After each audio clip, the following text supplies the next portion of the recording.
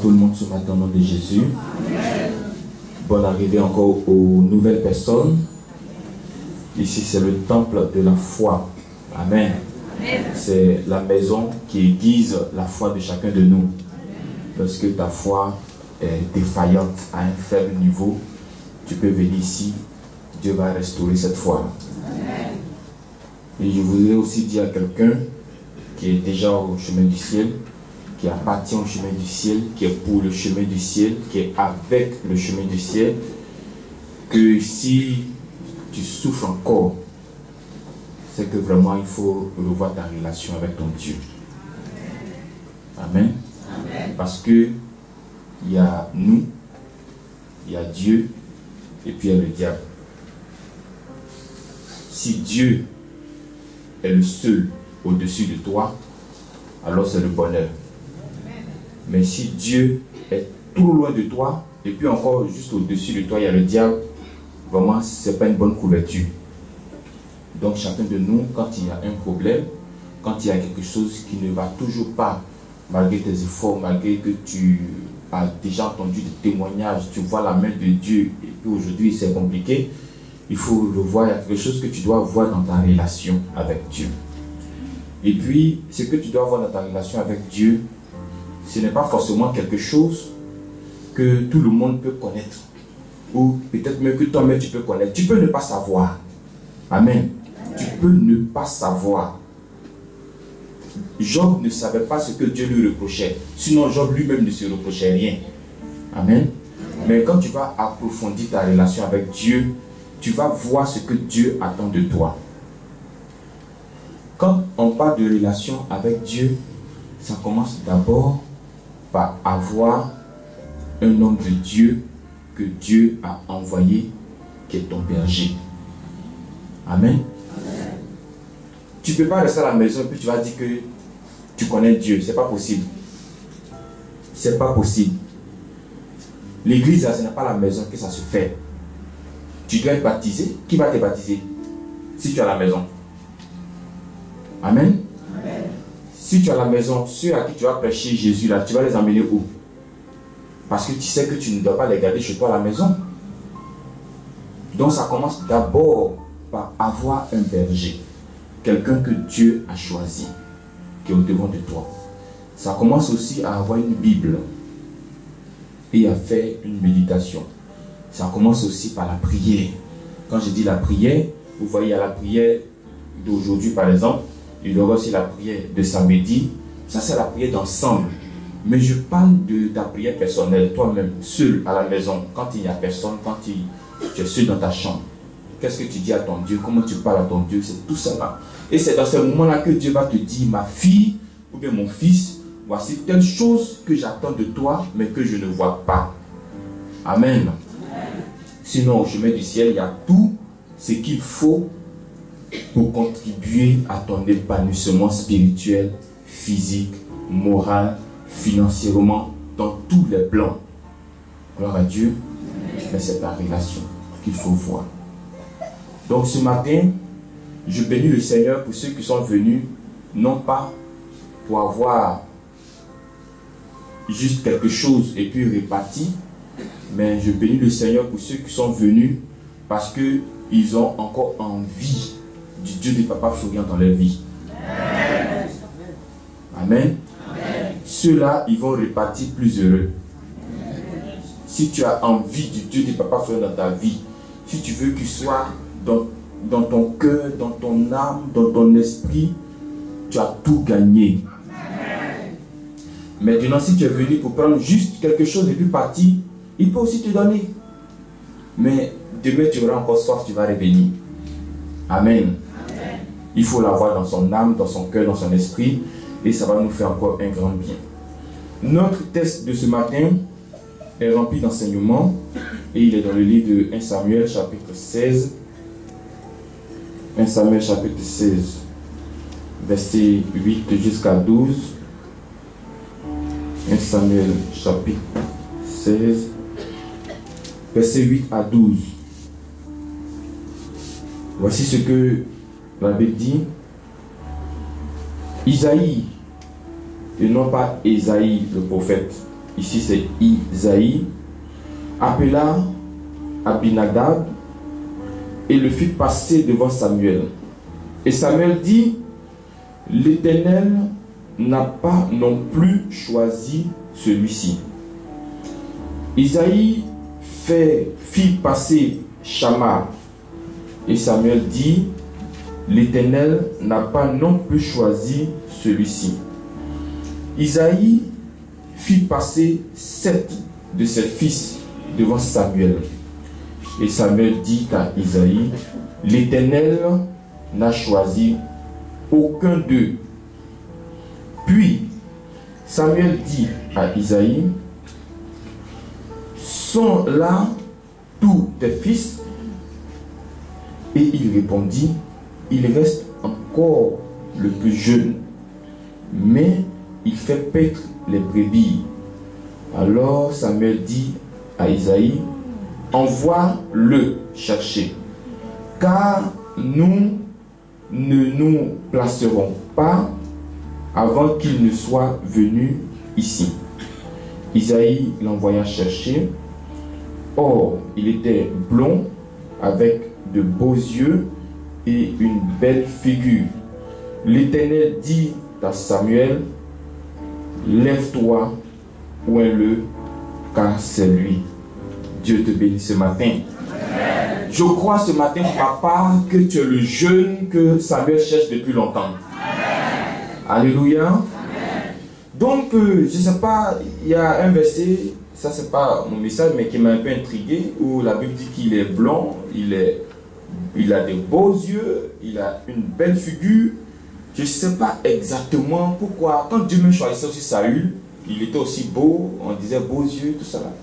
Qu'est-ce que Dieu a avec les beaux yeux, les blonds, ils sont beaux. Mais je pense que je vais chercher, Dieu va me faire grâce de trouver ça un jour. Parce que si c'est dans la Bible, ça veut dire que ça a son importance. Amen. Amen. Voilà. C'est Dieu qui a vu qu'il a des beaux yeux, ce n'est pas une femme qui a vu qu'il a des beaux yeux. Donc ton Dieu voit ce matin que toi aussi tu as des beaux yeux. Amen. Tu as une belle figure. Alléluia. Amen. Donc Saül, qui était roi en ce moment en Israël, établi sur Israël, devait être remplacé tout simplement parce qu'il a désobéi à un ordre de Dieu. Donc Dieu cherchait un autre roi pour Israël. Alors Dieu dit à Samuel, le prophète de l'Éternel, va dans cette famille, parce que c'est de cette famille que va sortir un roi. C'est de cette famille que va venir un roi. Donc le prophète Samuel a simplement exécuté l'ordre de l'Éternel. Si vous lisez les versets un peu plus haut, vous allez remarquer qu'avant de partir, le prophète Samuel avait peur. Pourquoi? Parce que si Saül apprenait qu'il va dans une famille aller consacrer un autre roi, alors que lui, Saül, il est établi sur déjà le même royaume, ça ressemble à un coup d'état spirituel. Amen. Donc il a peur déjà. Mais Dieu lui dit, va.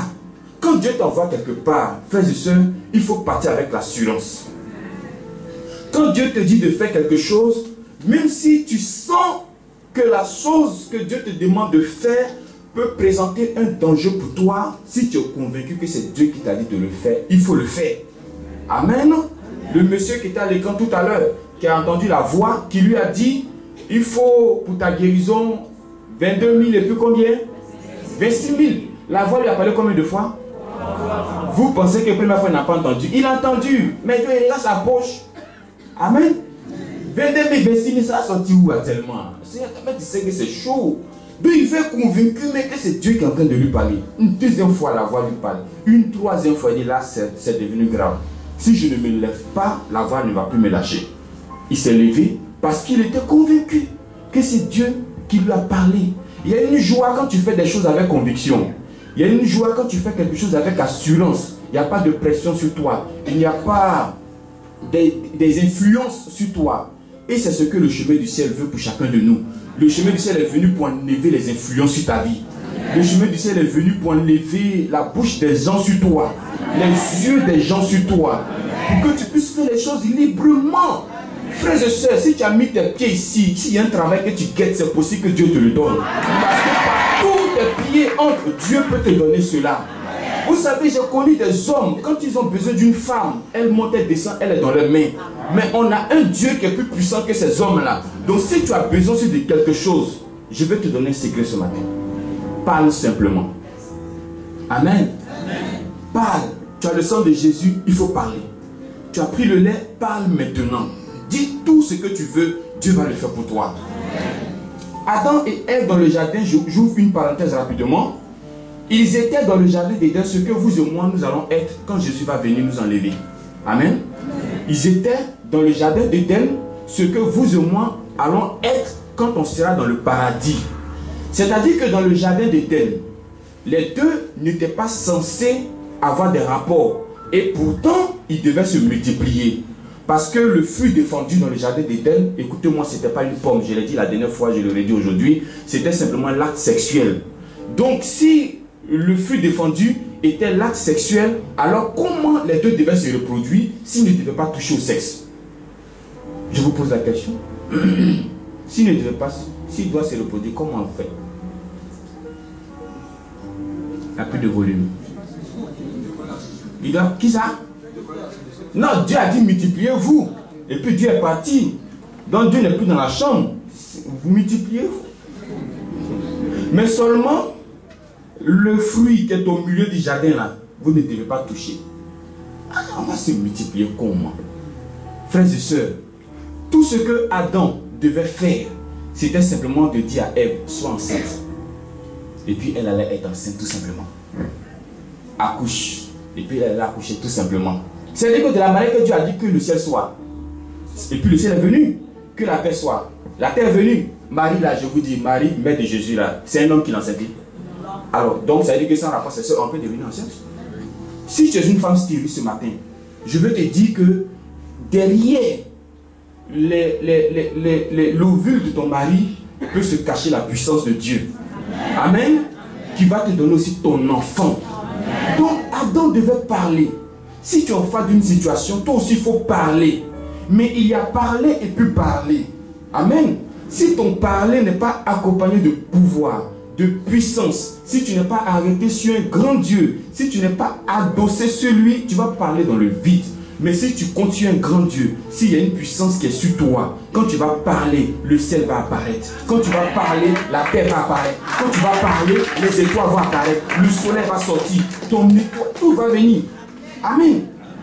Donc c'est ce qui doit se faire. Donc le salut dont il est question ce matin, c'est Dieu qui l'a choisi. Il ne s'est pas choisi lui-même. Hier on a vu qu'il y a des mercenaires et puis d'un côté il y a le bon berger. Samuel fait partie des bons bergers. Parce que lui, son ministère là, c'est pas un ministère de... Je ne sais pas comment je vais vous expliquer encore. Amen. Ils vont dans la famille. Ils croisent d'abord, quand on rentre dans une famille, c'est qui on croise d'abord? Le chef de famille, le père. On ne saute pas le père, on croise le père. Il dit que Dieu m'a envoyé dans ta famille. Donc, à supposer que c'est vous, en face de moi, qui êtes le chef de la famille. Dieu envoie un homme de Dieu dans votre famille. Il dit, je suis venu prendre un de tes enfants pour le faire roi, ou bien pour le faire président. J'ouvre encore une autre parenthèse, pour le faire président, ce n'est pas président sur la terre ici en tout cas. Ça sera président quelque part là-bas. Amen. Parce que c'est avant que Dieu choisissait le roi. Mais aujourd'hui, c'est les hommes, c'est le peuple qui choisit le roi. Donc, mais Dieu te dit, il veut prendre ton enfant pour le placer quelque part. Maintenant, toi, tu as peut-être 5 enfants. Ou bien tu as 10 enfants. Qu'est-ce que tu dois faire? Tu les emmènes tous devant Samuel. Et puis tu dis, les voici, il faut choisir. Mais il se trouve que le père, Isaïe envoie son premier fils. Il dit, le voici, il faut le regarder. Tu le vois, il est bien. Hein? Je pense que ça peut faire l'affaire de Dieu. Samuel dit, non, ce n'est pas lui. Il envoie encore un deuxième. Il dit, c'est pas lui. Troisième, quatrième. S'il y a 7 enfants, Dieu dit qu'il n'est pas parmi les 7 là. Donc Samuel va s'étonner. Mais Dieu, tu m'as envoyé dans une famille. Tu m'as dit que c'est ici qu'il va sortir le roi. Mais le monsieur là m'a montré tous ses enfants. Et il n'y a pas un que tu choisis dedans. On fait comment? Donc Samuel était un peu dans la confusion. Logiquement, le père Isaïe devait dire, ah tiens, J'ai oublié. Il y a un qui est dans les champs, au milieu des moutons là-bas. Je vais l'appeler aussi. Tu vas voir si Dieu ne l'a pas choisi. Mais Isaïe n'avait pas fait cela. C'est Samuel plutôt qui a demandé à Isaïe, est-ce que à part ces 7 là, tu n'as pas encore un autre enfant? C'est là maintenant le monsieur là-bas s'est rappelé que en 2005 il a fait un enfant. Amen. Non mais c'est grave. Vous comprenez? Donc là je comprends automatiquement que la bénédiction qui est venue là, elle ne peut pas se tromper de destinataire. La bénédiction ne peut pas se tromper de propriétaire. Si Dieu depuis le ciel a destiné une bénédiction pour toi, elle quitte le ciel, elle vient sur la terre. Malgré que nous sommes 7 milliards d'habitants sur la terre, si cette bénédiction est pour toi, elle est pour toi. Ça veut dire tout simplement que si on n'avait pas fait venir David, Samuel prend la bénédiction et puis il retourne. Parce que la bénédiction n'était pas pour le premier, n'était pas pour le deuxième, n'était pas pour le troisième, jusqu'au 7e, mais la bénédiction était pour le jeune David. Mais David, il est dans le champ là-bas, en train de paître le troupeau de son père. Il ne sait pas ce qui se passe à la maison, alors qu'il y a une grande bénédiction qui est en train d'arriver jusqu'à lui. Pour te dire aussi que bénédiction là, ce n'est pas palabre, ce n'est pas fâché, ce n'est pas transpiré. Quand Dieu veut te bénir, il te bénit sans effort. Il te bénit sans palabre. Il te bénit sans bruit. Amen. Vous voyez, donc David est béni. Mais il est là-bas, il ne sait pas. Il ne sait pas. Mais il est béni. Donc si Dieu dit veut te bénir ce jeudi, tu n'auras même pas forcément besoin d'aller voir l'homme de Dieu. Je te dis la vérité. Si Dieu a décidé de le faire, ça veut dire que c'est déjà ici. Ça veut dire que c'est déjà programmé. C'est là déjà. Vous voyez, Samuel était dans la maison de David. Aujourd'hui, vous êtes dans la maison, si je peux m'exprimer ici, de Samuel. Donc ça veut dire que la bénédiction est toujours là. Quand Samuel rentre chez toi, tu as cette bénédiction. Mais si c'est toi aussi qui rentres chez Samuel, tu as aussi la bénédiction. Donc tu n'as pas à lutter, à te battre, à te plaindre, à te lamenter. Dieu a déjà décidé et cela va se faire. Maintenant, une autre chose aussi, pourquoi j'ai pris ce texte, c'est que David, ils sont allés le chercher au champ et ils l'ont emmené maintenant dans la maison de son père. Si David avait appris de la bouche peut-être de ses frères ou bien de quelqu'un d'autre, que lorsque le prophète est venu là, voici ce qui s'est passé. Ton papa a oublié que tu étais dans les champs là-bas. Parce qu'il a montré tous tes frères, mais toi, il t'a oublié. Il a fallu que le prophète Samuel demande d'abord pour qu'il puisse dire, ah, c'est vrai, il y a un qui est au champ là. Dites-moi si David avait appris cette nouvelle, comment il allait se sentir? Frustré. Vous voyez? Fâché. En colère. Mais je veux te dire ce matin que tu n'as pas à te fâcher même avec les hommes. Tu n'as pas à te fâcher avec qui que ce soit. Toi, tout ton problème, c'est Dieu. Même si les hommes ont tendance à te faire du mal, même si ce sont tes proches, même si c'est ton parent, tu n'as pas à te fâcher avec eux. Amen. Toi, ce que tu sais, c'est qu'il y a la royauté qui t'attend devant. Amen. Donc, au lieu de s'arrêter sur les petites palabres, regarde ton trône ce matin. Amen. Regarde où tu vas t'asseoir demain.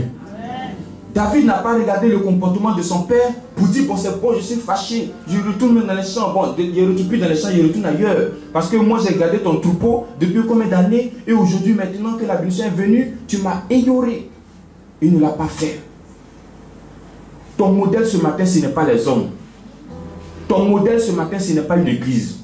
Ton modèle s'appelle Jésus. Amen. Vous voyez, donc si les hommes font mal, tu n'as pas besoin de faire mal aussi. Si les hommes t'outragent, si les hommes se retournent contre toi, tu n'as pas besoin de faire comme eux.